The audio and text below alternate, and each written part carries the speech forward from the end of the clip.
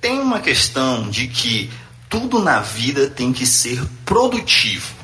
Essa é uma ideia que é uma ideia iluminista, né?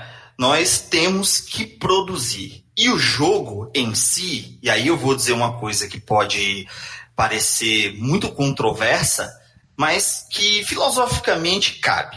O jogo é inútil. Inútil no sentido de polêmica. Polêmica.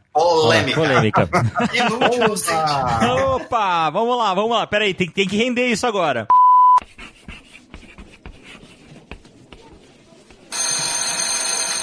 Moi Camoi, bem-vindo ao podcast Papo de Educador. Eu sou o professor Damione Damito e o tema de hoje é Jogos na Educação.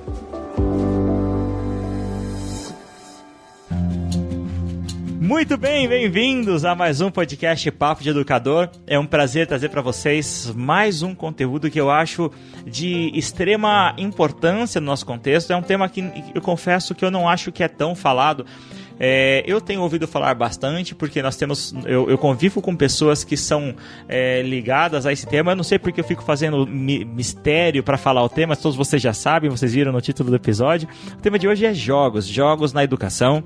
E esse é um tema que eu convivo com pessoas que são apaixonadas por essa temática, por esse assunto, mas no geral eu vejo que ele é um tema que começa a aparecer nos congressos, começa a aparecer, digo, com mais frequência. Eu posso estar falando groselha, mas para me desmentir ou não, eu gostaria de apresentar para vocês dois especialistas nessa temática, ou ao menos dois apaixonados por esse tema. Eu gostaria de apresentar para vocês, diretamente de Fortaleza, Ceará, o criador do canal Pesquisa e Jogos e também pesquisador nessa área de jogos na educação, o professor Jefferson Antunes. Seja bem-vindo, então, Jefferson, pela primeira vez ao podcast Papo de Educador. Obrigado, Damione. E olha, o Brasil é o 7º país que mais pesquisa jogos na educação. Então a gente tem muita coisa para falar nesse tema. Caramba, até quase cuspi meu café aqui. Eu falei, caramba, tudo isso é um ranking, poxa, 7º lugar é uma excelente posição. E eu estou falando de pesquisa científica de alto impacto. Não estou falando de pesquisa científica em modo geral, né, em congressos, em eventos. Eu estou falando das publicações científicas que estão aí no topo da cadeia alimentar dos pesquisadores e das pesquisadoras, né? Que bacana, poxa, que show de bola. Eu conheci o Jefferson através da Podosfera. Nós estamos no mesmo grupo de um podcast no Facebook, né? E lá eu falei de podcast, ele respondeu sobre podcast, depois eu vi ele aparecendo em outro grupo sobre podcast. Falei, opa, dá jogo. E já faz um tempo, né, Jefferson, que a gente está conversando sobre isso, sobre gravar um podcast. Bom, vocês já devem ter percebido que aqui no Papo de Educador sempre figuram pessoas que eu acabo conhecendo e é muito comum, é até engraçado, Jefferson, porque com muita frequência a gente fala isso, né? Olha, eu gostaria...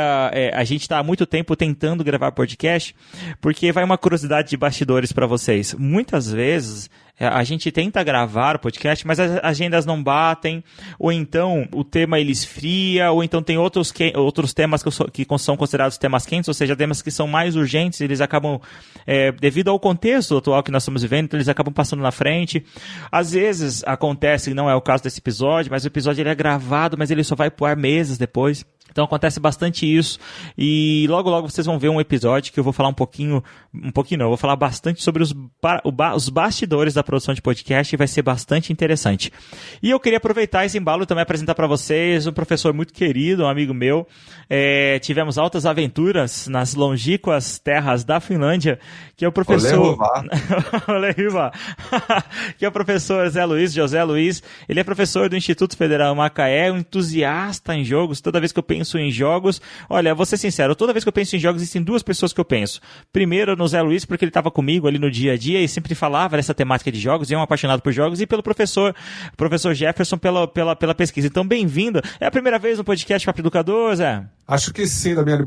Tudo bom, cara? Como é que vocês estão? Como é que você tá, cara? Ótimo. Bom falar contigo, bom te ver de novo. As pessoas não estão vendo a gente, mas a gente está se vendo, né? É muito legal. É muito legal estar de novo aqui contigo, assim, no Forte Próxima. Não sei, sinceramente, eu acho que a gente fez um ensaio uma vez lá em 2016, na casa da Finlândia. Acabou que eu não sei se acabou indo pro ar, se não foi. Houve uma época, provavelmente bateu, os episódios eles saíram todos com problema. Então eu perdi de uma pancada só, acho que uns 4 episódios que eu gravei na Finlândia e mais uns 3 que eu gravei no Brasil. Nossa. Inclusive um dos episódios que acabou de ir ao ar é sobre... Inclusive, o episódio 71, que é o Hackeando a Biologia, ele foi regravado, que vocês que ouviram o episódio 71, vocês perceberam que nós falamos isso, né? Que nós chegamos a fazer essa gravação na Finlândia, porém ela não foi por ar, não deu certo, não funcionou e nós regravamos. Então, esse é um tema de muito interesse, é um tema bastante pedido aqui no Papo de Educador. Nós já temos um episódio falando sobre gamificação, que foi gravado há bastante tempo, mas eu costumo receber mensagens das nossas redes sociais falando sobre isso, eu costumo receber e-mails falando ou sugerindo esse tema, então o pessoal costuma me cobrar no supermercado, não, nem tanto, né? Mas quando a gente vai para congresso, assim, o pessoal sempre fala, vocês têm jogos, você tem... episódios sobre jogos. Então, enfim, chegou o dia, enfim, chegou a hora. Vamos para o nosso bate-papo?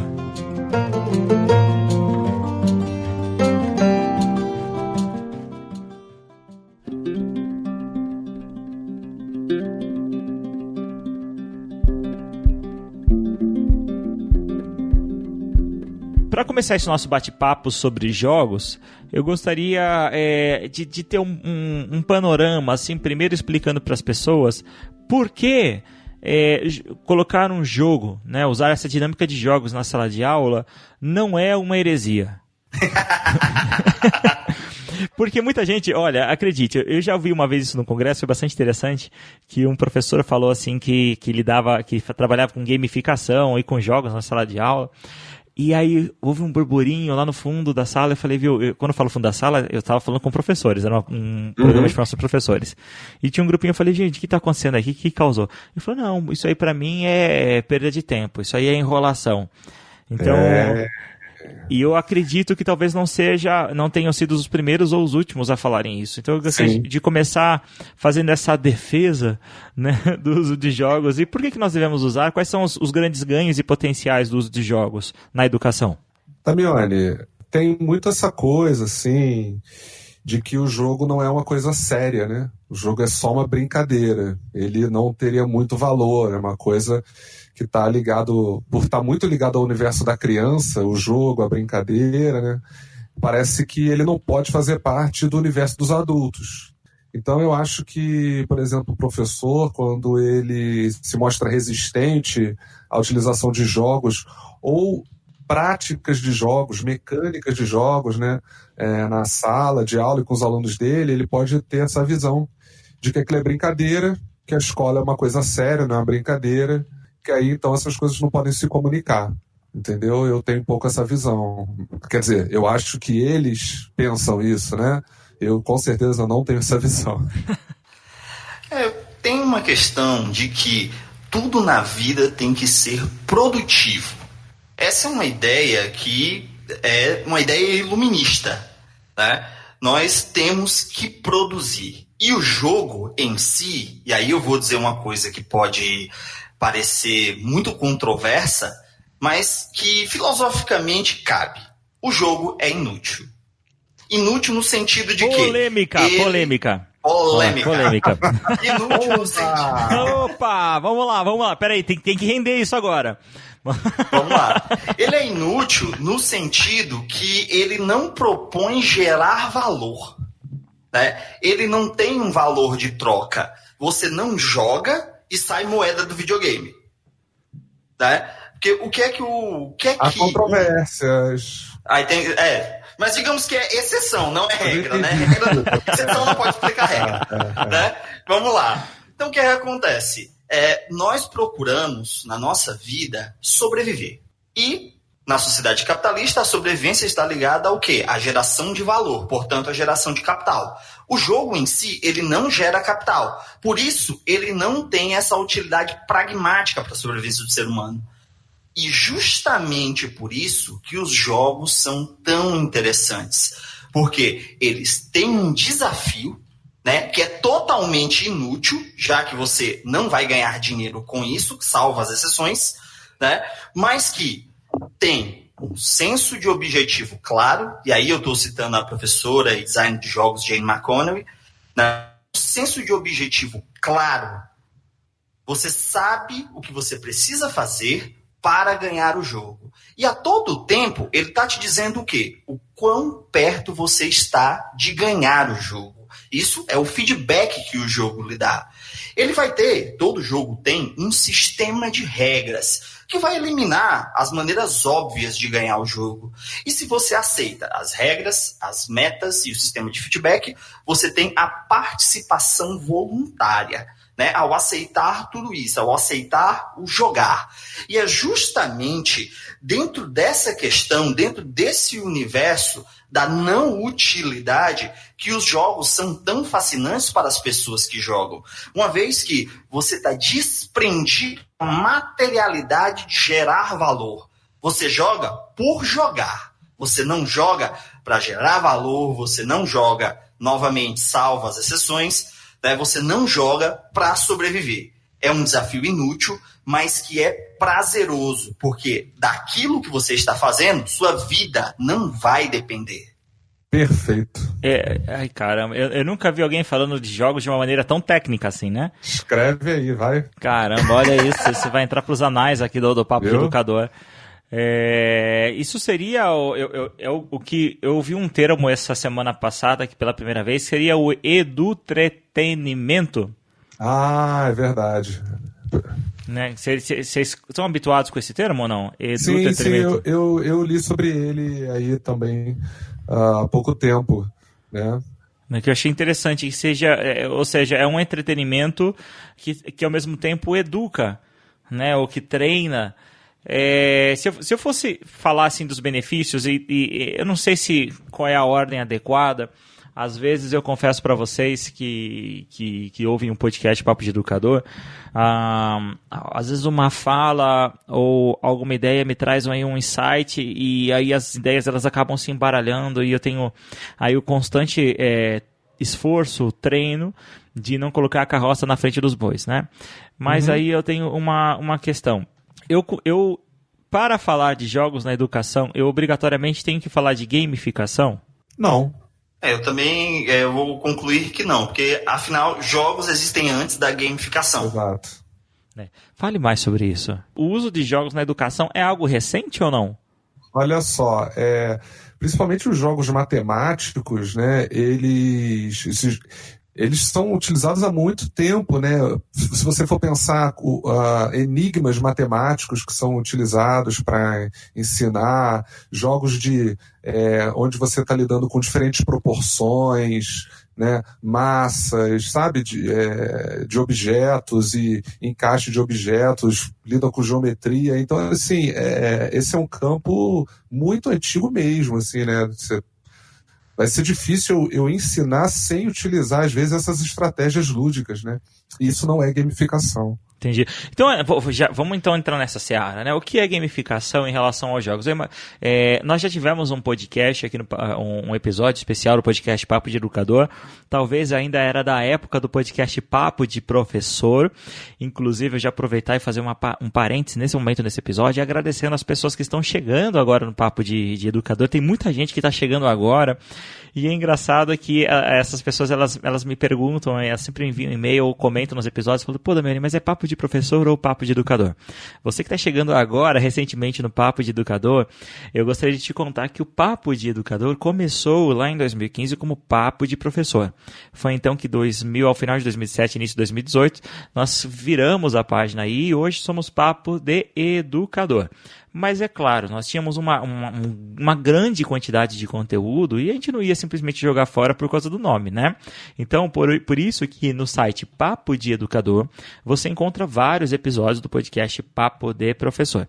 Então, nessa época ainda do Papo de Professor, você tem um episódio, que é o episódio de gamificação, onde nós explicamos que a gamificação é o uso da dinâmica de jogos em sala de aula, né? Essa gamificação, ela começou aí, não sei em qual país, mas pelo termo gamification, né? No Brasil ele foi traduzido como gamificação, mas ele também é conhecido como ludificação. Tá? Então são esses 3 termos que você vai encontrar em congressos sobre a mesma temática, sobre a mesma coisa. Então que tipo de coisas, que tipo de elementos de jogos que você encontra, que tipo de elementos que você encontra em jogos que você pode trazer para a sala de aula? Então me ajudem nisso porque a lista é grande, né? Mas primeiro, regras, né? Então você tem acho que nem tanto regras, mas primeiro um objetivo claro e uma recompensa ao atingir esse objetivo, certo? Bem, a gente tem vários modelos, várias formas de pensar a gamificação, né? Eu acho que assim, para um bom trabalho de gamificação, antes de conhecer jogos, as pessoas têm que pensar em conhecer mecânicas de jogos, né? A gamificação ela vai trabalhar com mecânicas de jogos que vão apoiar, né, a educação, treinamento, formação, até uma palestra, evento, tudo está na moda ser gamificado. O que falta aí muito dentro da questão da gamificação, Damione, é uma análise crítica do que está fazendo. E eu sou muito, muito crítico à gamificação. Mas calma, guarda isso aí. A gente vai chegar lá. não queima a largada, a gente vai chegar lá. Eu gostaria de primeiro, antes de fazer essas críticas, que eu acho que elas são super pertinentes, inclusive eu já separei algumas questões, alguns pontos para a gente conversar sobre isso. Então, quais são os elementos que a gente pode trazer que são pertencentes a essa mecânica de jogos? Então, um deles que eu posso citar é um objetivo claro, assim como num jogo você tem um objetivo que é resgatar a princesa, que é recuperar as moedas do tesouro que foram perdidas, isso num jogo, né? Então, quando eu trago isso para a educação, talvez o objetivo seja conseguir realizar uma determinada conta ou conseguir responder alguma questão ou fazer um equipamento funcionar, não sei, né? Então, seria um objetivo. Outra característica são as recompensas, né? Então o jogo tem recompensas. Eu acho que isso é um elemento muito forte, são as recompensas. Agora tem um que eu não estou conseguindo trazer à memória a palavra adequada, mas seria um sistema de badges. Sabe o que eu quero dizer? Insígnias. Isso, as insígnias. Então, eu acho que para fazer um paralelo, acho legal falar sempre, quando a gente fala de insígnias, os programas de fidelidade, tanto dos bancos quanto das companhias aéreas, né? Então, lá na companhia, sim, eu não vou falar o nome da companhia para não fazer um marketing de graça, mas tem uma companhia que ela é o nome de uma cor, que você... Roxo, o nome da companhia, roxo. Roxo. Amarelo. Vamos falar que tem uma companhia que chama roxo, tá? Então, você começa no programa de fidelidade dessa companhia com status roxo clássico, padrão, aí depois você vai pro Zafira, depois você vai pro roxo diamante, e aí para cada nível que você adquire, você vai tendo determinados benefícios. Isso aí é um jeito de gamificar, não é? Com certeza. Né? Então, cliente do banco também, né? Então você tem, você é cliente padrão, depois você vira Uniclass, depois você vira Personalité, depois... Isso. Então são programas, eu acho que até mesmo as companhias telefônicas utilizam isso, né? Esse esquema de gamificação. Então, conforme você vai usando planos pós-pago, a cada mês você, conforme o serviço que você usa, você ganha pontos e você transforma esses pontos em descontos para trocar de celular. Bom, a gamificação, ela não foi criada na educação, né? Esse conceito na educação foi criada na administração e ela foi trazida para a educação, como muita coisa, né, acontece. Nós temos na educação muita coisa do marketing, muita coisa da economia, e aí é meio até difícil falar, né, o que foi criado primeiro, o ovo ou a galinha, se foi criado na educação e levado para essas áreas ou se foi trazida. A questão foi amplamente disseminada nessas áreas e está sendo aplicada agora com maior, digamos assim, notoriedade na educação. E aí, gente? Não, eu acho que você falou tudo, assim, realmente não começa na educação, né? Começa muito nas empresas mesmo, o capital procura essas formas novas de se reproduzir, de buscar lucro, e aí uma forma interessante é essa, você estimular o usuário a se fidelizar, né? Você falou da companhia aérea, não precisa nem ser por cor, todas elas têm esse mesmo... Sim, todas elas. Esse mesmo plano, né? E você vê que são sempre assim... Você citou um caso interessante, né? Porque o cara começa com uma coisa semi-preciosa, assim, ele começa bronze, né? Aí ele melhora, vira prata, depois ele vira ouro, depois ele vira diamante. Então, você está mostrando como é que ele está ficando mais raro, mais importante, né? Seria essa a ideia de você mostrar para o usuário, quanto mais ele consome algo, né? Quanto mais ele utiliza aquilo, mais ele se beneficia, né? Então tem sempre essa relação da utilização, do benefício e da valorização dele, né? E isso é feito de forma muito intensa aí pelas companhias aéreas e outras empresas também de consumo dos mais variados tipos vão ter essa relação. Na educação, talvez tenha um viés um pouquinho diferente, porque nosso objetivo não é ranquear os alunos, né? Nem chegar para o aluno e dizer, pô, você é um aluno diamante, olha para o outro, você é um prata, né? Nosso objetivo não é esse, mas sim é fazer com que ele se interesse sempre mais pelo ensino, que ele se envolva mais com a escola, que ele se envolva mais com as disciplinas, os conteúdos, as competências, né? E aí a gente utiliza essas estratégias de estímulo e principalmente uma coisa que o Jefferson falou que é muito legal, que são as mecânicas que envolvem os jogos, né? Então, por exemplo, ao invés de pedir para eles falarem sobre um determinado tema, simplesmente você joga isso dentro de uma dinâmica gamificada, né? Aí sim você pode usar uma mecânica muito simples, que é aquela coisa tipo um programa passo a repassa, que o cara que responder antes ganha um prêmio, de forma bem basicona, né? Mas tem outras mecânicas que vão produzir o mesmo efeito. Que aí é meio jogo mesmo, né? Se você for pensar, tipo, um passo a repasse é um jogo. Claro que você pode usar os jogos com propósitos educacionais, nós vamos falar muito sobre isso hoje, né? Mas a gamificação não necessariamente é um jogo. Eu acho que eu estou dando toda essa volta, mas para explicar para quem tá nos ouvindo, que para usar jogos não é necessariamente gamificar, não é necessariamente usar jogos. É importantíssimo. Com certeza. No entanto, usar jogos não é depreciativo, tem o seu valor e ele não só pode, como deve ser explorado. Então, acho que essa nosso maior objetivo nesse episódio é mostrar um pouquinho como que os jogos podem ser usados muito além da gamificação.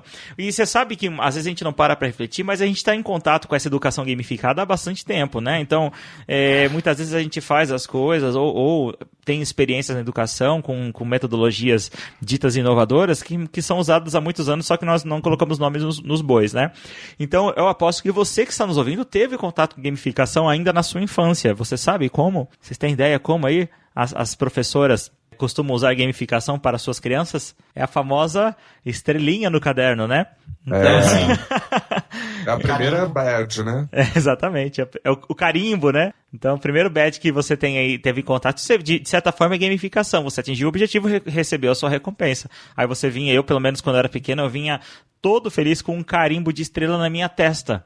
Olha que coisa linda. Eu queria mostrar para todo mundo. Minha mãe parava no mercado, eu queria mostrar para a moça do mercado o carimbo na minha testa.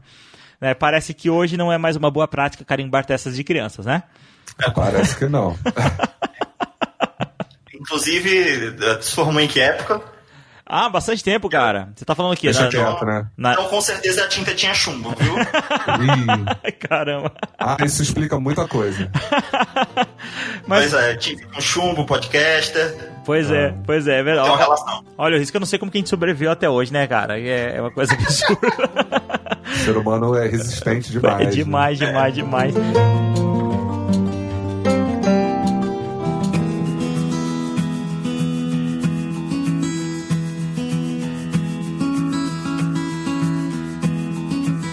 E você sabe o que você estava falando agora há pouco tempo, Zé, sobre que jogos, o nosso objetivo não é ranquear os alunos, né? Então, quando você dá uma badge para ele, o objetivo não é ranqueá-lo. Talvez eu gostaria de falar sobre isso, badge, né? Como que a gente pode definir badge para quem está nos ouvindo? Badge seria... badge é um conceito que é meio difícil, é super comum, mas eu não sei, eu tenho dificuldade de explicar. Medalha em si. Medalha, isso, medalhinha. Então, por exemplo, um escoteiro, boa ideia. O escoteiro, quando ele aprende a fazer fogo, ele vai ganhar uma medalhinha lá de cara que faz fogo. Quando ele sabe fazer salvamento aquático, ele ganha medalhinha de salvamento aquático. Os badges seriam isso, né? Tipo umas medalhinhas que testificam uma certa competência, se eu posso falar assim, que ela é adquirida, né?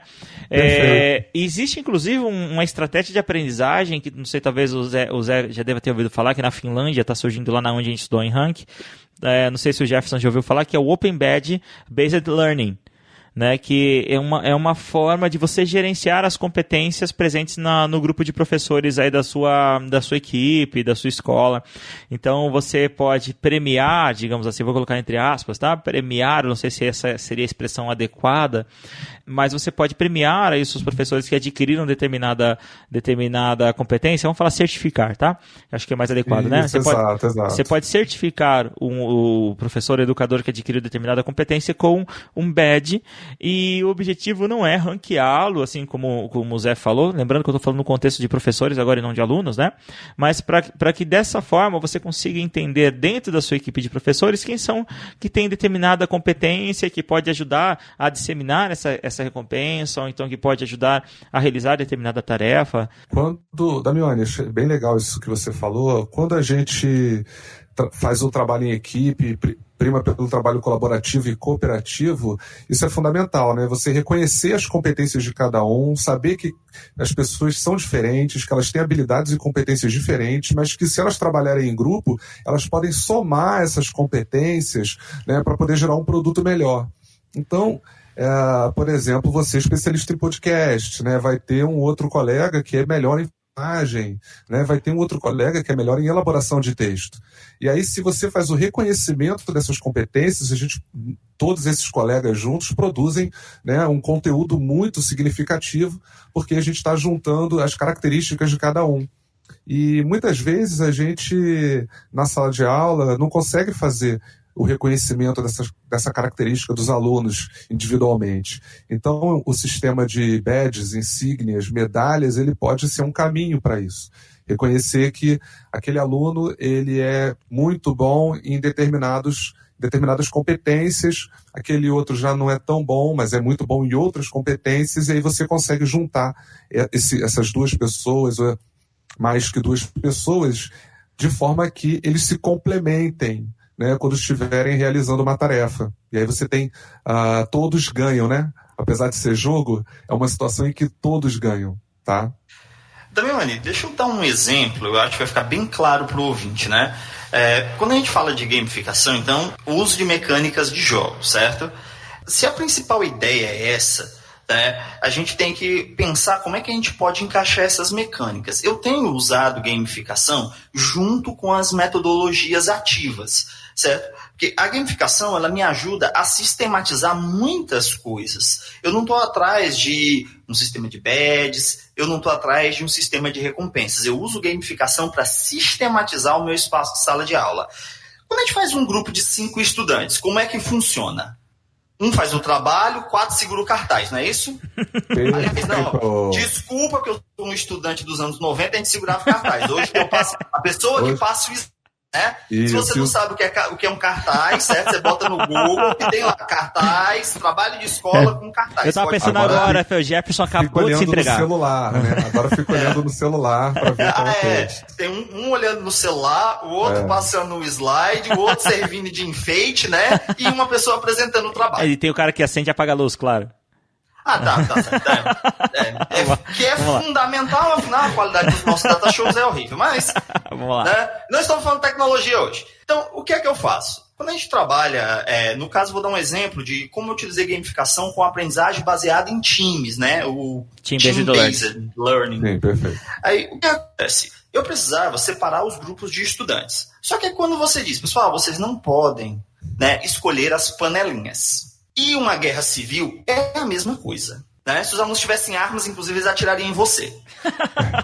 Porque, afinal, assim, se você está 6 semestres fazendo, né, um trabalho junto com seus colegas, todo o trabalho, ao mesmo 6 semestres, chega o Jefferson chato e diz que você não pode fazer com o seu grupo e não tem nenhum motivo. Eu não posso fazer isso sem uma motivação, né? Primeira coisa que eu digo, vocês estão se formando para o mercado de trabalho. Essa é a realidade que vocês apresentam. Então, no mercado de trabalho, vocês não podem escolher com quem vai trabalhar. É impossível, a não ser que vocês sejam um privilegiado, que seu pai deposite 1,5 milhão, ou que você venda 9 milhões de belinas no Brasil, né? Você vai não vai poder escolher. Usou o golpe pela segunda vez aí com a Belina, hein? Poxa vida, Belina, eu tava pensando que ele falou Belina mesmo? Belina, são Belinas. Falou. Vai lá. Belina é um Exato, carro, pra quem não sabe, tá? Vamos lá. Bota no Google que aparece a Belina, certo? Sucesso, Belina. Então, o que acontece?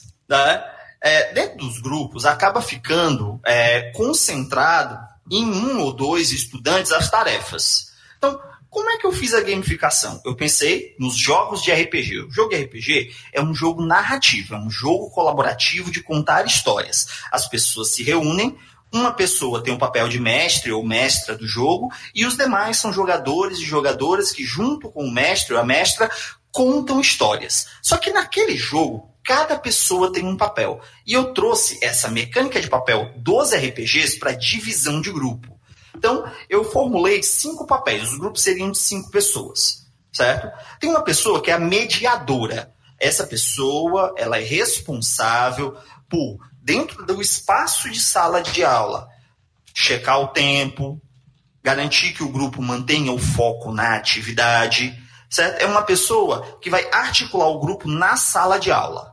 Fora da sala de aula, tem uma pessoa que vai ser o articulador, a articuladora, que ela vai fazer o mesmo trabalho do mediador, da mediadora, fora do espaço de sala de aula. Tem um trabalho para entregar tal dia. Não, a gente tem que terminar esse texto aqui, nós temos esse prazo.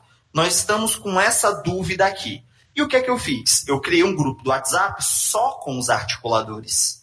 Assim, a pessoa que fazia a articulação, ela pegava o problema no grupo, trazia para mim, eu conversava, a gente dialogava, e o que acontece? A pessoa da articulação devolvia o feedback para o grupo. Tem uma pessoa só para apresentar trabalho, não quer dizer que ela sempre vai apresentar sozinha os trabalhos, mas ela é responsável pelo quê?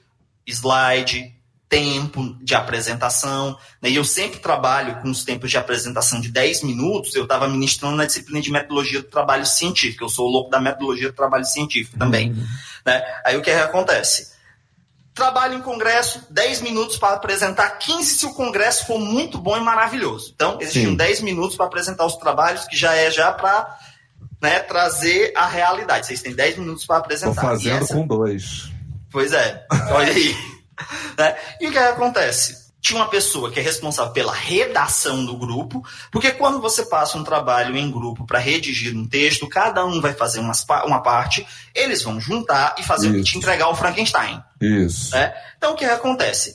Partindo desse princípio justo e honesto, o que é que eu fiz? Tem que ter uma pessoa que vai receber os textos, dar uma ordem lógica e ela é responsável por entregar o texto. E, por último, uma pessoa para me dar o feedback, um relator, uma relatora do grupo. Que aí o que acontece? Eu passava a cada 15 dias algumas perguntas para esse relator, essa relatora responder, que ela precisava dialogar com o grupo. Era o feedback que eu tinha das atividades, de como eles estavam sentindo a aula, quais eram as dificuldades.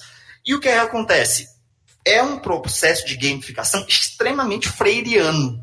Eu dividi com eles o quê? Não só a construção do conhecimento, mas eu dividi a minha autoridade do conhecimento, A preparação de aula. Poxa, eu preciso de feedback. Então, vocês vão me ajudar a ter esse feedback. Eu preciso articular coisas, trabalhos. Eu preciso estar lembrando de datas, horas. Eu dividi com eles toda essa carga que o professor e a professora têm no espaço de sala de aula, E eu fiz como? Usei da gamificação. Peguei as mecânicas do RPG, criei os papéis, aí eu peguei um questionáriozinho da psicologia, um instrumento psicológico, adaptei, pedi para eles responderem no Google Forms, isso durante a aula, eu peguei 2 tablets para SEI, que era para não ter desculpa para não responder. Eles responderam, o próprio Forms já me deu o perfil de cada uma dessas pessoas. Eu disse, pessoal, vocês não podem, ter papéis repetidos. Então, para mediar a situação, para não ser nem o que eu quero, eu escolher os grupos, e nem o que vocês querem, vocês escolherem os grupos, vocês vão escolher os grupos. Só que cada grupo precisa ter uma pessoa de cada papel. E aí o que acontece? Ele será, beleza, assim sim, tá propositivo, todo mundo tem o que fazer, todo mundo tem uma função dentro do grupo e a gente consegue organizar a coisa, né? Eu usei gamificação para sistematizar um processo, né, de separar os grupos. Um processo que é cotidiano, um processo que é normal, e foi sucesso. Nossa, que coisa. Eu notei muita coisa aqui, enquanto o Jefferson estava falando. Eu notei muita coisa.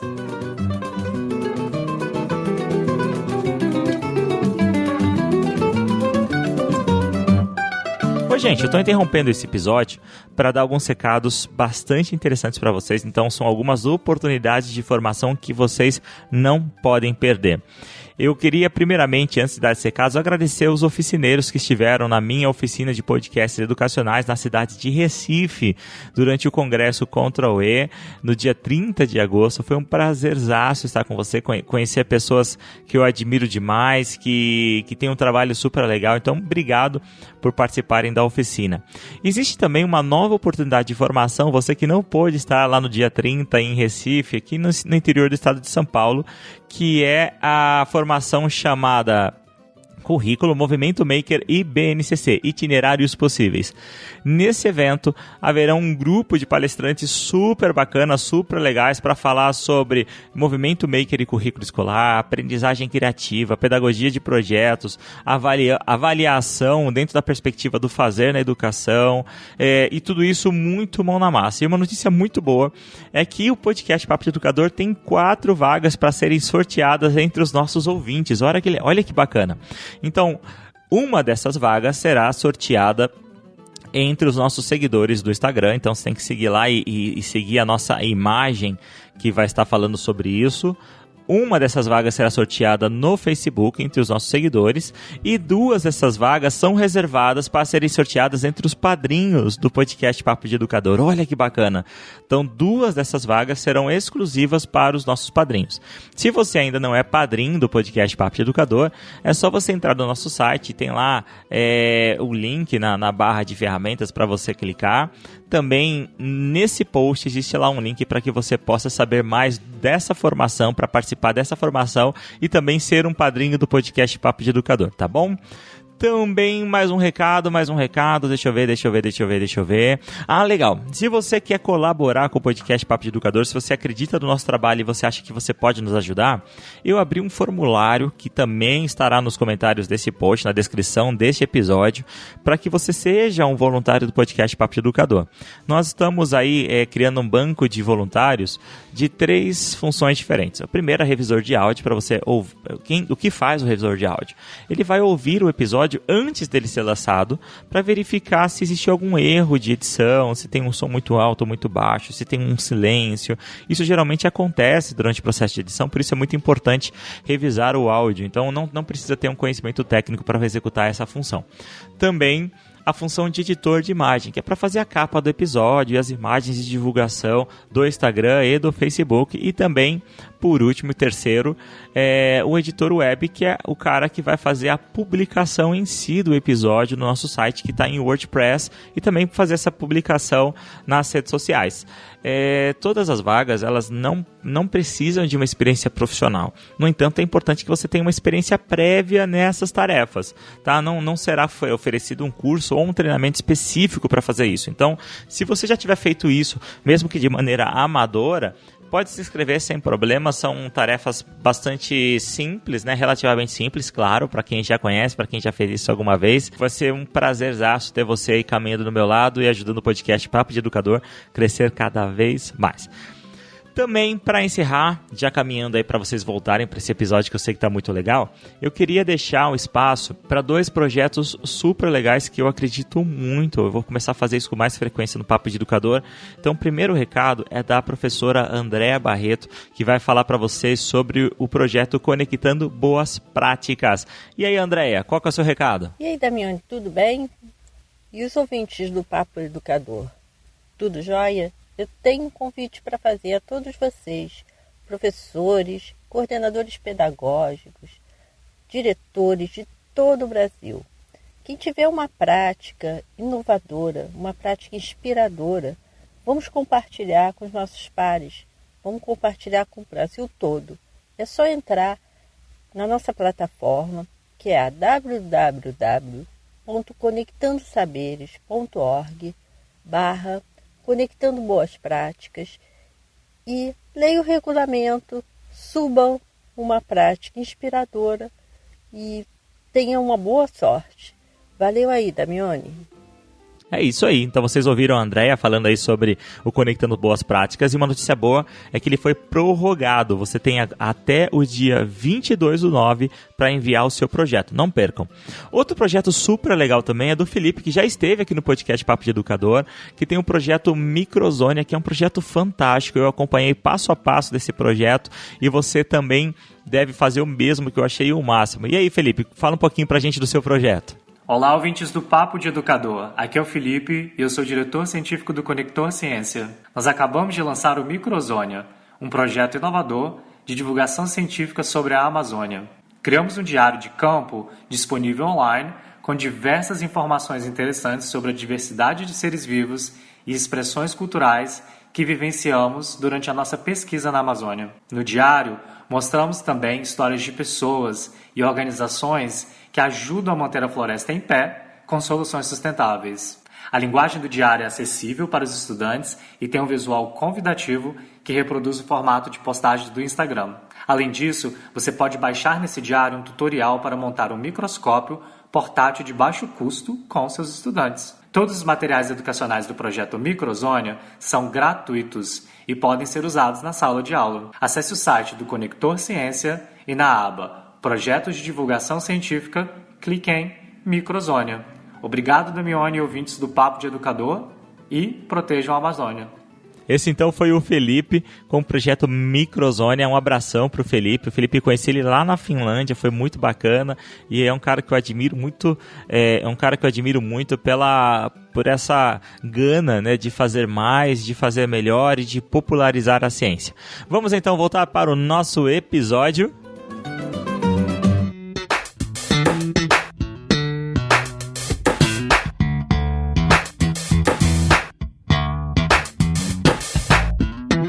Para a gente ver hoje como é que os jogos eles têm uma gama imensa de mecânicas, né?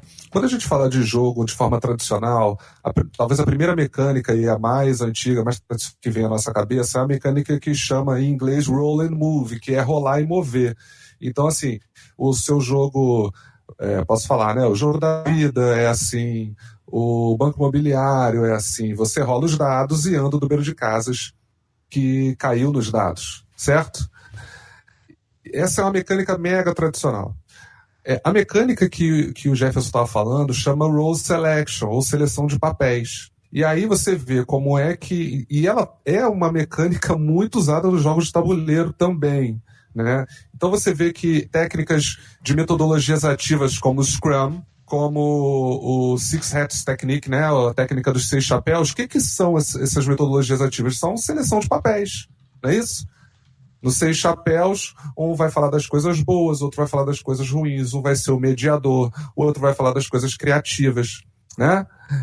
O outro vai ser o mediador, o que organiza, o outro vai falar de emoções, não é isso? Então, divisão de papéis. No Scrum, a mesma coisa, né? Tem a divisão, tem o mestre, né? O mestre Scrum, tem a equipe, e os papéis vão rodando, vão se revezando. Então, tudo isso está utilizando a tal da seleção de papéis. E aí eu vou aproveitar, já que, né, a gente está falando de jogos e coisa e tal, eu vou indicar 2 jogos, e um para mim, um deles é o meu favorito de todos os tempos, que chama Puerto Rico, e é um jogo que trabalha com seleção de papéis. Coisa mais linda, Puerto Rico, detalhe. É ou não é? Não é? É o design de jogo, para mim, assim, o mais fantástico, lindo, elegante. E nesse Mas jogo... ele é um jogo de tabuleiro? Então, não... Ele é um jogo de tabuleiro, certo, onde os jogadores são colonizadores europeus que vêm para as Américas e eles têm que desenvolver a colônia. Né? Então eles têm que plantar, eles têm que administrar as construções da colônia, eles têm que produzir as plantations, né? As commodities agrícolas, e eles têm que exportar de volta essas commodities para a Europa para poder ganhar dinheiro e pontos, né? Que vão definir quem é o vencedor. Isso tudo acontece usando essa mecânica muito famosa que chama seleção de papéis. Tá? E é bem interessante, né? por exemplo, o Porto Rico e vários outros jogos desse gênero, jogos de tabuleiro, pessoal, que a gente está falando, são jogos analógicos, tipo, não é igual, tipo War, tipo Banco Imobiliário, aqueles jogos que a gente jogava nos anos 80, só que esses, eles já tem todo um game design, eles são muito melhor pensados, não é igual o War, que tem lá na caixa partida de 1 hora, 1 hora e meia, você fica 3 dias jogando, se você não estrangular seu priminho. Né? E se ninguém derrubar o tabuleiro. Detalhe, se ninguém não tá pão no tabuleiro de raiva, né? E o que acontece? Por exemplo, no caso do Porto Rico, ele vai trabalhar também muito com gestão de recursos. Total. Todas as pessoas vão ter que selecionar recursos estrategicamente e investir esses recursos para poder enviar de volta para a Europa, né, para poder arrecadar o dinheiro. O que é que isso parece? Isso parece um pouco com habilidades e competências. Uhum. Por exemplo, a gente está falando de pesquisa científica, né? Quando eu trabalho com pesquisa científica, eu gosto muito de trabalhar com jogos de tabuleiro, porque o que é uma sistematização de dados, se não uma seleção, uma gestão de recursos. Uma gestão de recursos, né?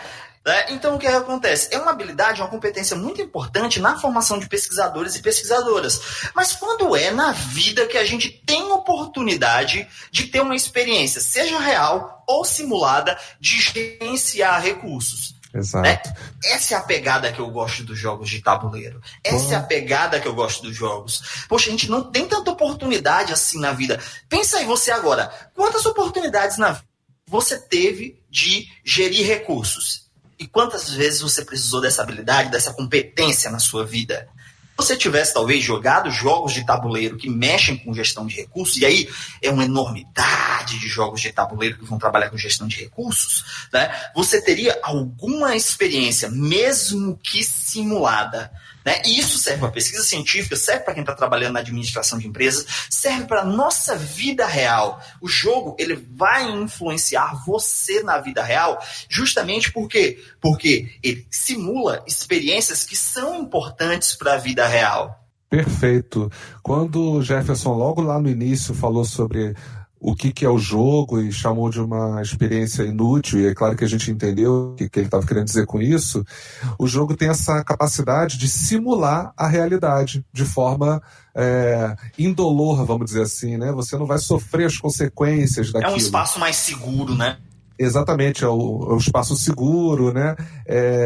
E aí, ele falou agora da gestão de recursos, e eu lembrei, realmente tem muitos jogos que simulam movimentos econômicos de bolsa, de valorização e desvalorização, né? Como é que eu poderia simular isso?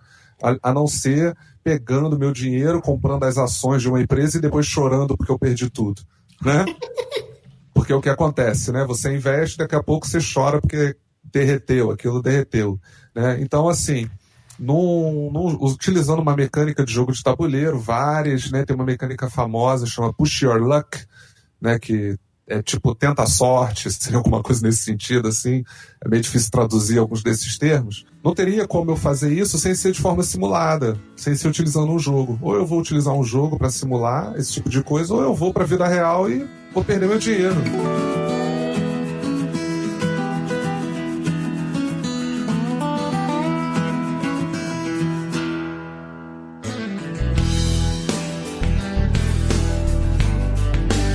Vocês sabem, vocês estão nos ouvindo, então vocês estão vendo que o mundo dos jogos, ele não é um mundo tão raso quanto aparentemente, para quem não olha com um olhar mais cuidadoso, percebe, né?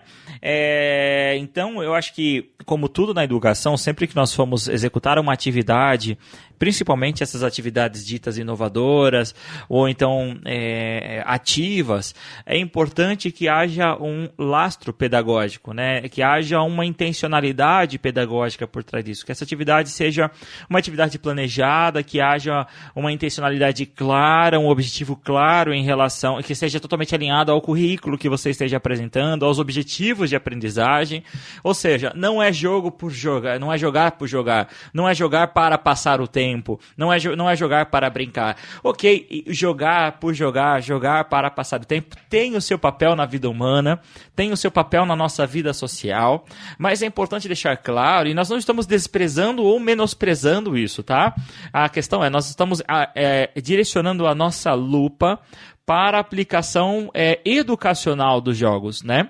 Então, quando nós falamos da aplicação educacional dos jogos, não é simplesmente jogar um tabuleiro e entre os alunos falar assim, vão lá, joguem e se divirtam, né? Ou seja, existe uma intencionalidade para isso. Uma das coisas que acontece com muita frequência quando a gente vai falar de gamificação, eu confesso, não sou um especialista de gamificação, a gente não pode ser especialista em tudo, então quando alguém pergunta de gamificação, eu mando entrar no canal do Jefferson, ou então ligar pro Zé Luiz. Pode ligar. Então o que acontece? Uma das críticas que eu ouço muito é que a gamificação, ela gera competição entre os alunos, tá? É uma das críticas que eu mais ouço. Uma das respostas que eu dou para isso é o seguinte, e aí eu gostaria de perguntar isso para vocês também, que têm muito mais experiência nessa área do que eu. Uma máxima que eu levo para minha vida, e você que ouve o Papo de Educador já ouviu falar isso N vezes, é que nada é para todos, né? Nada é para todos.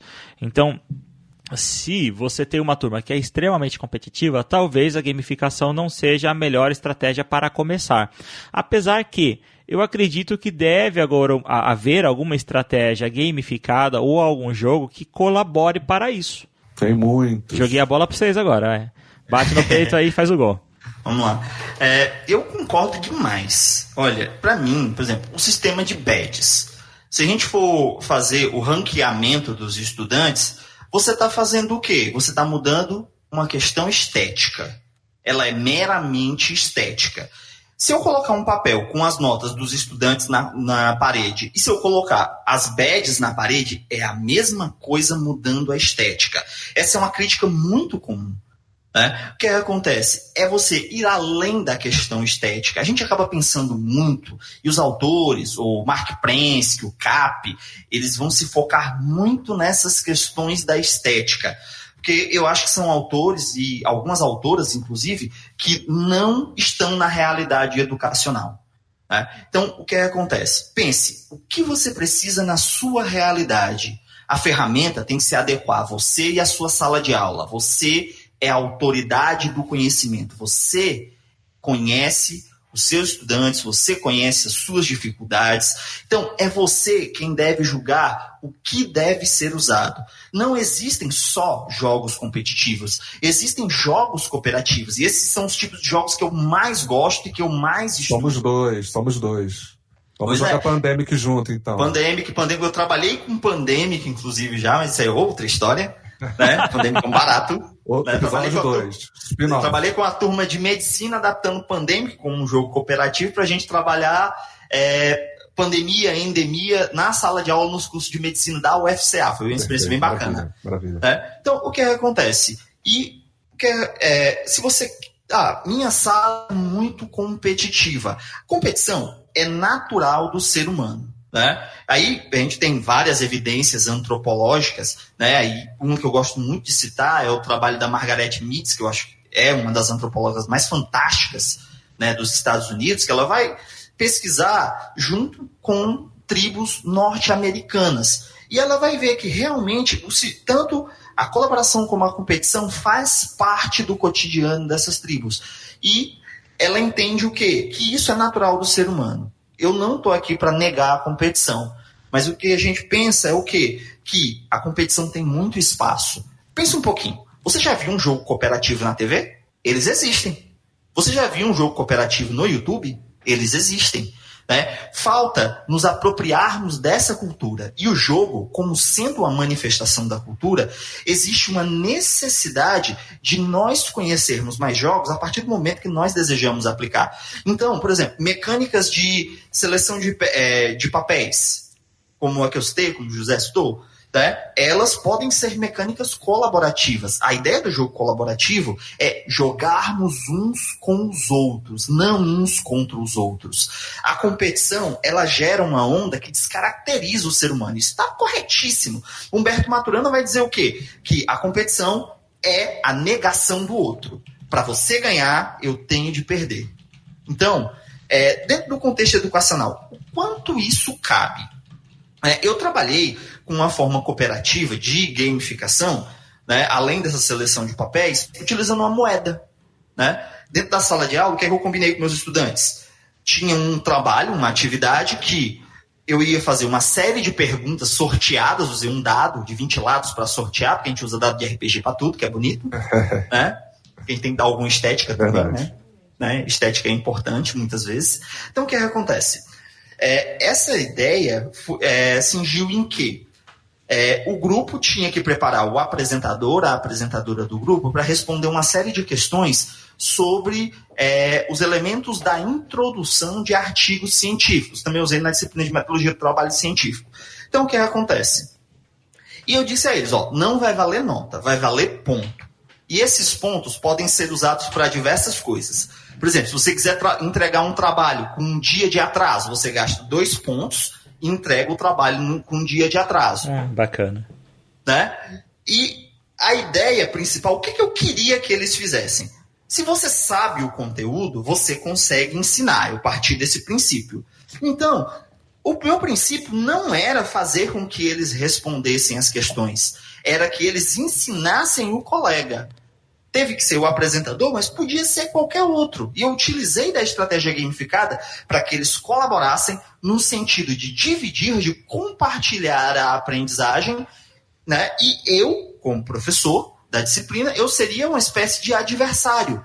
Né? Eu ia fazer uma série de perguntas. Se eles respondessem a primeira certa, eles poderiam escolher parar ou continuar. Você já tem um ponto, você para ou continua. Né? E assim eles foram, né, nessa mecânica de aposta. Eu peguei as mecânicas de aposta, né, tem vários jogos de aposta, né, peguei essa mecânica, eles podiam parar ou continuar. Né, além, né, da ideia de que tem que ensinar o colega, porque só o colega pode responder. Eu dei 2 horas para eles se prepararem, né? E todos os grupos foram excelentes. No final, eu contei a eles qual era o objetivo pedagógico, né? Eu queria deixar implícito o objetivo pedagógico, não quis deixar explícito, mas a ideia foi essa, que eles pudessem, dentro do grupo deles, colaborar com esse compartilhamento de aprendizado. Essa é uma forma. Nós temos que pensar a partir dos jogos. Por isso que é importante, antes de conhecer vários jogos, você compreender o mínimo de mecânicas de jogo, compreender um pouco de game design. E eu acho que na turma da gamificação é isso que falta, entender de game design. Se a gamificação é o uso de mecânica de jogos, você tem que entender como as mecânicas de jogos funcionam. Game design é o campo que trabalha com as mecânicas de jogos, e eu fico mexendo a mão para um lado e para o outro, como o Damião está vendo, vocês não estão vendo, viu, pessoal? Mas eu falo mexendo as mãos para um lado e para o outro. Certo? Coisa de youtuber, coisa de youtuber. É uma ordem lógica. Né? Se você quer trabalhar com gamificação, tem que entender o mínimo de game design. Perfeito. Não só do jogo e como o que é o jogo. Gamificação não é aplicar jogo, minha gente. Aplicar jogo é outra coisa. Certo? Você pegar o jogo e aplicar o jogo cru é uma coisa. Você pegar mecânicas do jogo, né, as regrinhas do jogo, você pega as regrinhas e adapta na realidade. E isso é o processo de gamificação. O Jeff estava falando sobre uma coisa que a gente chama na seara dos jogos de tabuleiro de Overlord, né? Ele era o Overlord e o que quer dizer isso, né? Geralmente, quando você tem o jogo cooperativo e que os jogadores cooperam, né, para poder ganhar juntos ou perder juntos, às vezes tem um jogador que faz o contraponto, né? Então é uma equipe que colabora contra um jogador, que ele, na verdade, na sala, ele estava fazendo esse papel, então ele acaba ficando de fora, né, dessa realidade dos jogadores, que são os estudantes, né, e faz com que eles não precisem competir entre si. Eles estão competindo contra quem? Contra o professor, que não está... então, assim, ele está estimulando a colaboração dentro do círculo ali dos estudantes. Eles cooperam entre si. Não tem como discordar, né? A competição existe, não tem jeito. A gente não pode negá-la, né? Mas a gente também tem que estimular a colaboração e a cooperação entre os nossos estudantes, porque vão ser cidadãos, vivem em sociedade, precisam cooperar. Então, assim, da mesma forma que você vê no jogo de futebol, tem 11 pessoas que estão cooperando ali de uma forma incrível, né? Às vezes o cara passa a bola sem olhar. ele sabe que aquele jogador vai estar naquele ponto para onde ele passa a bola. No vôlei, então, isso acontece muito, né? O levantador levanta a bola para trás, assim, sem olhar 1000 vezes. Ele sabe que vai ter um jogador ali para cortar. Então, o nível de cooperação é extremamente alto nesse caso. Tem as equipes competem entre si. Mas, ao mesmo tempo, a gente às vezes só valoriza a competição entre as equipes e não valoriza a colaboração entre aquele time que está jogando, aquelas pessoas. Sabe, enquanto vocês falavam isso, eu não tinha percebido essa questão, essas nuances. Eu confessar meu pecadinho para vocês aqui, eu vou falar baixo, só para vocês e a audiência do Papo de Educador ouvir. É que eu não tenho o hábito de usar jogos nem na minha vida secular, digamos assim, né? Não eclesiástica dentro da sala de aula. Então, claro, muito menos na sala de aula, eu não tinha me atido a esse tópico, a essa possibilidade de jogos cooperativos, e eu pesquisei aqui. Sim. E eu achei interessante que eu pesquisei jogos cooperativos, me levou para do site da Amazon. Então tem uma seção, claro, dentro de jogos, tem uma seção de jogos cooperativos. Olha que interessante. Que cada vez cresce mais. Pois é. Melhor seção, inclusive, viu? Melhor seção. Eu também acho, melhor Caramba. seção. Inclusive, deixa eu aproveitar e fazer o merchan. Então, você que quer conhecer esses jogos, eu vou colocar o link nesse post. Entra pelo link para ver esses jogos, porque quando você comprar alguma coisa pelo nosso link, nós ganhamos uma comissão. Você não paga nada além por isso, tá? Você vai pagar exatamente o valor que você pagaria de qualquer forma, e nós ganhamos uma comissão. É claro, gente, é uma comissão super micro, mas que nos ajuda a, sem você gastar nada diretamente por isso, a manter o Papo de Educador e o nosso investimento aqui. O jogo cooperativo hoje cada vez cresce mais. A gente comentou um pouquinho antes sobre o Pandemic, né? E o Pandemic foi o grande jogo que iniciou esse gênero de jogo cooperativo, né? No Pandemic é uma equipe de especialistas e tem o médico, o pesquisador, o operador de logística. Eles cooperam para tentar evitar a proliferação de doenças pelo mundo, tá? E aí é uma coisa muito gostosa que, para quem não tem essa experiência de jogo de tabuleiro, acha muito estranho, que a gente fala assim, olha, a gente joga contra o jogo. E o jogo tem, por incrível que pareça, o jogo tem uma inteligência artificial analógica que joga contra a gente. Eita, que bruxaria é essa? Agora minha mente explodiu aqui. Explode, né? A cabeça explode. Pode pôr aquele meme azul, né? Do carinha azul, a cabeça explodindo. Porque é isso mesmo. E você perde muito pro jogo até você pegar a manha de montar a sua equipe de forma eficiente. Minha dissertação no mestrado, né, eu fiz mestrado em desenvolvimento regional sustentável, né, foi um jogo cooperativo, né, de tabuleiro sobre conflitos ecológicos distributivos. Né? Eu criei um jogo cooperativo justamente para mediar uma situação que existia na universidade. Vamos conversar muito sobre isso. O que acontece? Né? Eu fiz primeiramente uma pesquisa para entender o que os estudantes estavam entendendo na Universidade Federal do Cariri sobre o conceito de sustentabilidade, porque a universidade é pautada na sua missão e visão dentro dos conceitos de sustentabilidade. Todos os cursos deveriam reconhecer o conceito de sustentabilidade, já que é o elemento fundante da instituição. Né? Então, eu pesquisei e descobri o quê? Que para os estudantes, a sustentabilidade era majoritariamente uma questão de mitigar impactos ambientais, então está ligada à questão ambiental, e à questão econômica. Então, a partir da fala deles, eu criei um jogo cooperativo que trabalhava o quê? Trabalhava as questões sociais do desenvolvimento sustentável, como uma forma de mediar a discussão. E foi uma experiência fantástica. Né? Tanto o trabalho de game design, né, tem todo na minha dissertação, né, o processo passo a passo, cada uma das escolhas que eu fiz, né, junto com o Laboratório Interdisciplinar de Jogos Colaborativos, foi uma pesquisação. Né? E o que acontece? Esse jogo foi muito capaz de mediar a discussão que faltava na instituição. E ele acabou sendo um instrumento utilizado pela própria instituição, ofertado aos professores e aos estudantes para que eles pudessem ampliar as discussões. Que bacana. Lindo. Também dá para trabalhar essa questão de formação de consciência. Né? Você tem um tema, você tem um conteúdo, eu investiguei quais eram as lacunas dentro do conteúdo e criei um jogo para mediar uma discussão sobre o conteúdo. O jogo não ensinava. O objetivo do jogo não é ensinar. É uma vilazinha de sapos, é baseado no conflito ecológico distributivo que aconteceu no delta do Níger, né? E o que acontece? É uma vilazinha formada por sapos. Eu usei de antropomorfismo para trabalhar uma questão mais lúdica, já que se eu trabalhasse com pessoas, a história é um pouco pesada, né? E eu queria fugir um pouco disso para centrar a ideia na discussão. E aí emergiu das diversas turmas, e todas as turmas de engenharia civil, engenharia de materiais, filosofia, jornalismo, administração pública, todos jogaram. Em todos os grupos emergiu a discussão do contexto social. Interessante. Que estava faltando em sala de aula. Perfeito. Interessante. Muito rico, né? Muito rico. Vamos aproveitar essa deixa que vocês estão dando sobre jogos. Eu gostaria que vocês recomendassem de maneira um pouco mais breve, porque nós estamos já caminhando para o nosso final, o jogo e como que ele pode ser usado de maneira bastante rápida. Será que a gente consegue? Antes de começar a falar, vou lembrar que, como o Jefferson falou bastante, às vezes não é usar o jogo per se, mas é utilizar as mecânicas do jogo. Tá? Às vezes me perguntam assim, então qual é o jogo que você usa em sala de aula? Eu falo, isso é muito difícil, a gente usa mais as mecânicas, tá?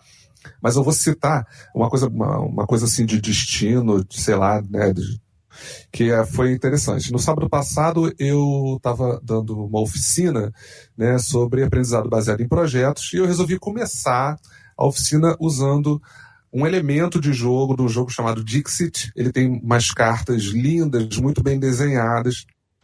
E eu usei essas cartas para fazer um primeiro momento. Como era um grupo que eu não conhecia, né, eles pegam essas cartas e peço para eles escolherem uma carta de acordo com a forma como ele se sente naquele momento. Então, ele às vezes pega uma carta que tem um desenho mais alegre, outra que tem um desenho mais sem sentido, outra tem um desenho mais introspectivo, e ele fala um pouquinho sobre ele a partir daquela carta. Então, o elemento do jogo é a ferramenta para eu produzir uma interação com aquele grupo que eu não conhecia. Legal. E assim, de uma forma leve, é diferente de eu chegar para ele e falar assim, tá triste? Ele às vezes vai se acanhar de falar isso, né? Agora, às vezes isso é muito bom para fazer com os alunos, é uma dica mesmo, tá? Para você fazer com os seus alunos na sua sala de aula, né? Às vezes ele não vai falar que ele está triste, ele vai falar que ele está cansado, mas de acordo com a carta que ele pega, né, você pode olhar aquela carta, às vezes tem uma cena muito triste na carta, e você sabe que aquele aluno pode estar passando por algum momento difícil, né? Então, e você cria esse laço com o aluno naquele momento, tá? Você cria uma oportunidade de aprofundamento de relação com o aluno. Então eu fiz isso, utilizei o Dixit, aí para você ver como é que a coisa é engraçada. Dei a oficina. No fim da oficina, um dos alunos veio me perguntar se eu conhecia um podcast chamado Papo de Educador. Ah, tá de brincadeira. Sério mesmo? É sério, sábado passado, é sério. Aí quando terminou a oficina, ele chegou para mim e falou assim, legal, gostei da aula e tal, eu ouço um podcast, você já ouviu falar do Papo de Educador? Aí eu falei, claro, meu amigo, Damione é meu amigo, foi pra Finlândia comigo, a gente se conheceu lá, foi muito legal e ainda falei, segunda-feira eu vou estar gravando com ele um programa, então vai ser bom que você vai ouvir a gente conversando sobre a dinâmica. Uma outra coisa bem rápido para fechar a minha parte aqui hoje, tem um jogo que eu sou fã demais, a gente já até tive a oportunidade de publicar uma resenha sobre ele, chama Twilight Struggle, tá? É um jogo... Ah lá, o Jefferson tá ali. O Jefferson tá celebrando aqui, ó. Twilight Pena que vocês não podem ver. É um jogo sobre... Rússia! Sempre. Não tem como. Então o Twilight Struggle, ele é um jogo para 2 jogadores, ele emula a Guerra Fria. Um jogador joga com a União Soviética e um jogador joga com os Estados Unidos, lutando pela hegemonia política no momento da Guerra Fria. E tem uma coisa sobre esse jogo que eu acho que é fantástica, que é o manual do jogo. O manual do jogo tem uma seção em que ele explica dezenas de eventos que aconteceram na Guerra Fria. Então, assim, ao ler o manual, você tem contato com uma complexidade de ideias e de eventos e de eventos políticos que aconteceram, diplomáticos, militares. Então, assim, o jogo é uma porta de entrada para você se aprofundar sobre um determinado tema. Muitos jogos têm essa função. O Puerto Rico tem essa função de mostrar um pouco da colonização, né, por exemplo, que a gente já falou, e o Twilight Struggle, tem essa função de te jogar dentro mesmo da Guerra Fria. Se você está jogando nos Estados Unidos, você fica com raiva da União Soviética. Se você está jogando de União Soviética, você quer acabar com os Estados Unidos, né?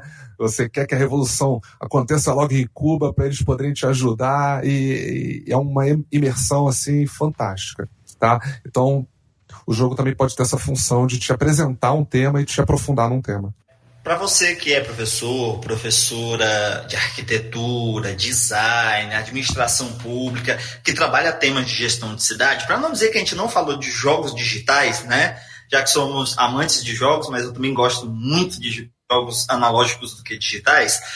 Tem, eu acho que todo mundo já deve ter visto o SimCity. O SimCity é um jogo antigo. Maravilhoso. De gestão de cidades, e agora ele foi repaginado, é o Cities Skylines. Você encontra um jogo barato, bem barato, né? E você pode usar ele para gestão de cidades. Eu já fiz essa experiência, foi bem bacana, né?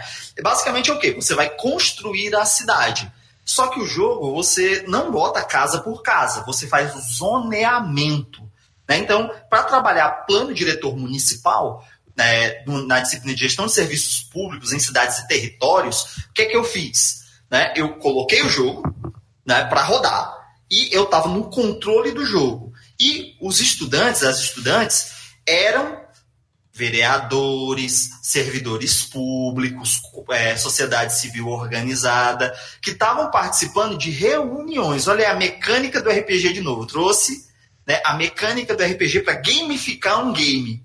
Eu peguei a experiência do game, de jogar Cities Skyline, para fazer a gestão de cidade, para explicar plano diretor. Ao mesmo tempo que todas as pessoas que estavam participando tinham funções bem estabelecidas. Então, eles discutiam o que tinham que fazer, tinha lobby dentro da sala de aula, um lobby muito forte do movimento ambiental, que estava lutando por energia eólica, enquanto tinha o lobby dos industriais que queria colocar carvão, que era a energia mais barata no jogo.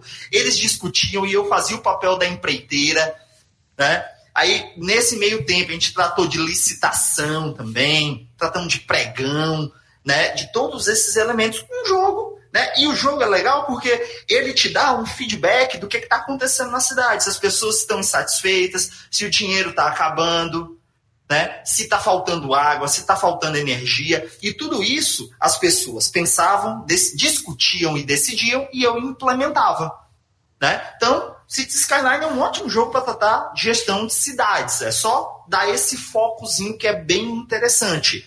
E outro jogo, né? Agora um jogo cooperativo que eu gosto muito, é do mesmo autor do Pandemic, o Ilha Proibida. O Ilha Proibida é um jogo estilo Indiana Jones. O deserto, tá? Assim, o deserto é difícil. O deserto é bem difícil. Isso é piada só pra quem joga, fácil, pelo jeito, né? Jogos cooperativos. Oi?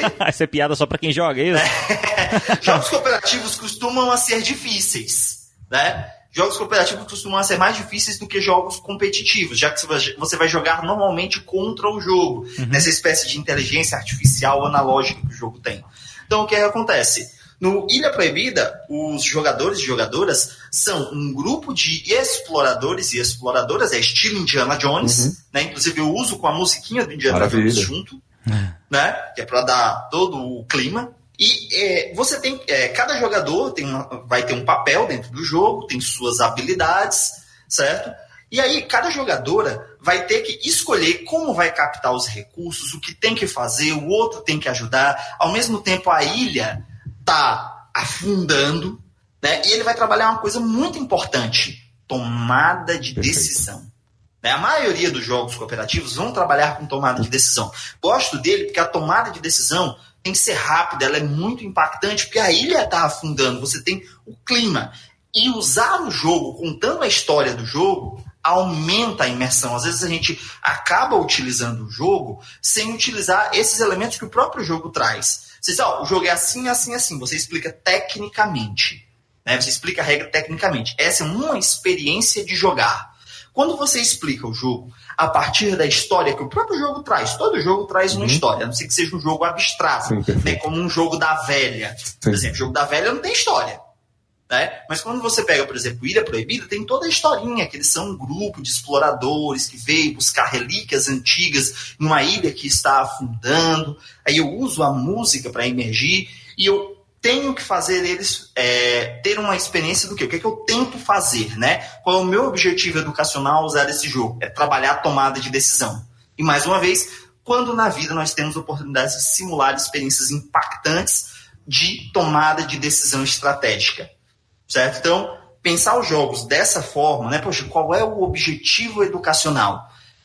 Na minha opinião, uma das melhores formas de se trabalhar jogos. E aí, tem muita gente que vai trabalhar com isso. Eu gosto muito da professora Chizuko Mochida Kishimoto, que ela vai dizer, você tem que, quando trabalhar com jogos, ter objetivos educacionais bem delimitados. Então, antes de trabalhar com jogo, pense na sua sala de aula, pense no objetivo educacional. Você, professor, professora, é a autoridade do conhecimento. Você sabe da sua realidade e, com uma boa curadoria de jogos, com objetivos educacionais bem delimitados, você vai ter uma capacidade melhor de escolher ou não um jogo que pode ser utilizado em sala de aula.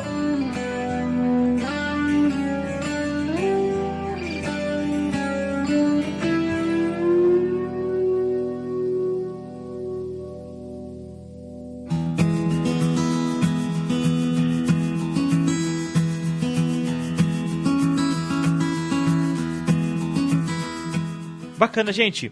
Bom, eu aposto que tem muita coisa pra gente falar sobre jogos, acho que tem uma infinidade de jogos pra sugerir. Eu confesso que eu morro de vontade de trabalhar com jogos, mas me falta às vezes aquela coragem de sair da minha zona de conforto, né, e começar a trabalhar com algo que eu ainda não trabalho, mas com esse bate-papo super inspirador com vocês, com certeza eu vou tentar, eu tô ansioso para tentar.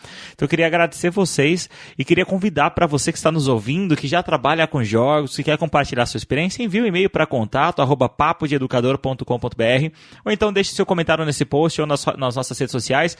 Pra gente é extremamente muito importante entender e saber quando e como o Papo de Educador tem alterado a sua maneira de lecionar, a sua vida dentro da sala de aula. Então eu queria agradecer de bate-pronto aqui pro Jefferson pela participação e o Zé Luiz. É a primeira vez que vocês os viram, aliás, os ouviram, mas com certeza não é a última.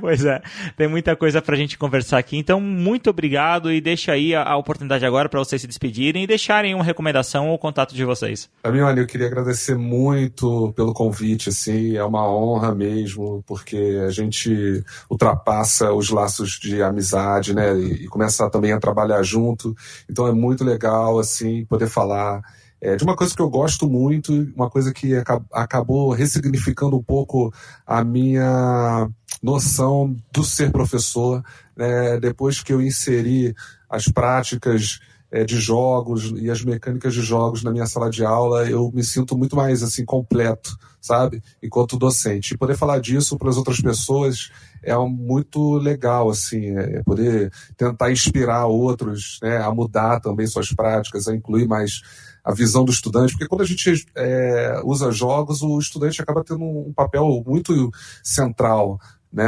no processo de ensino-aprendizagem. Então, queria agradecer bastante, assim, por poder estar aqui, queria agradecer a oportunidade de me apresentar ao Jefferson, que eu já vi que a gente vai acabar conversando muito sobre o jogo, eu quero conhecer esse jogo que ele desenvolveu, eu desenvolvo jogos para fazer formação docente, e aí agradecer mesmo, mandar um abraço para todo mundo que está ouvindo. Quem quiser contato, meu e-mail é jsouza@iff.edu.br. Eu só tenho a agradecer, Damione, pelo convite, né, a vocês que estão ouvindo aqui o Papo de Educador, né, eu quero deixar algumas referências, né, sempre interessante ter alguma coisa para, poxa, eu quero fazer, mas eu quero entender como fazer. E aí as leituras podem ajudar bastante. Né? Tem o trabalho da professora Chizuko Mochida Kishimoto, O Jogo e a Educação Infantil, que é um dos trabalhos de excelência, é o trabalho mais referenciado na área de jogos de autoras brasileiras. Né? Ela é professora, se eu não me engano, da USP, do Programa de Pós-Graduação em Educação na América Latina, né? Esse texto dela, O Jogo e a Educação Infantil, é super esclarecedor para quem quer trabalhar com educação infantil. E, né, o autor que eu mais gosto, e é meu amigo particular, é o Marcos Teodorico Pinheiro de Almeida. Né? Ele escreveu Jogos Cooperativos nos Diferentes Contextos, Jogar e Brincar para a Cultura de Paz, uma série de livros sobre jogos cooperativos. Se você quiser conhecer mais sobre esse universo dos jogos cooperativos, né, além de jogar jogos como Pandemia, como Ilha Proibida, né, e vários outros, você também pode ler um pouco sobre o assunto. Né? Então, o trabalho do professor Marcos Teodorico é excelente dentro dessas questões. E aí eu vou fazer aquele auto-merchan, né, que é obrigatório, Damione. Né? Se você quiser conhecer mais sobre o jogo dentro do contexto da pesquisa científica, quiser conhecer mais sobre pesquisa científica no campo da educação, principalmente no campo da educação, dá uma visitada lá no canal Pesquisa e Jogos no YouTube. Eu tenho falado bastante sobre gamificação, sobre game design. Se quiser conhecer um pouco mais sobre game design, tem várias referências lá, né? E se você quiser saber um pouquinho mais sobre pesquisa educacional, que é um dos campos que eu gosto, eu também, como eu disse, eu sou um maluco da pesquisa científica, né? Então, lá no canal Pesquisa e Jogos você vai encontrar bastante do meu trabalho, tá certo? Perfeito. Obrigado também você que está nos ouvindo, que nos acompanha. Obrigado também a você que está nos ouvindo e nos acompanhou até agora. Eu espero que esse episódio seja bastante esclarecedor e que também tenha gerado diversas outras dúvidas, né? Pois isso é o nosso motivador, é aquilo que nos faz continuar caminhando e descobrindo cada vez mais. Eu esqueci de recomendar, eu queria recomendar também um jogo cooperativo super bacana chamado Counter-Strike.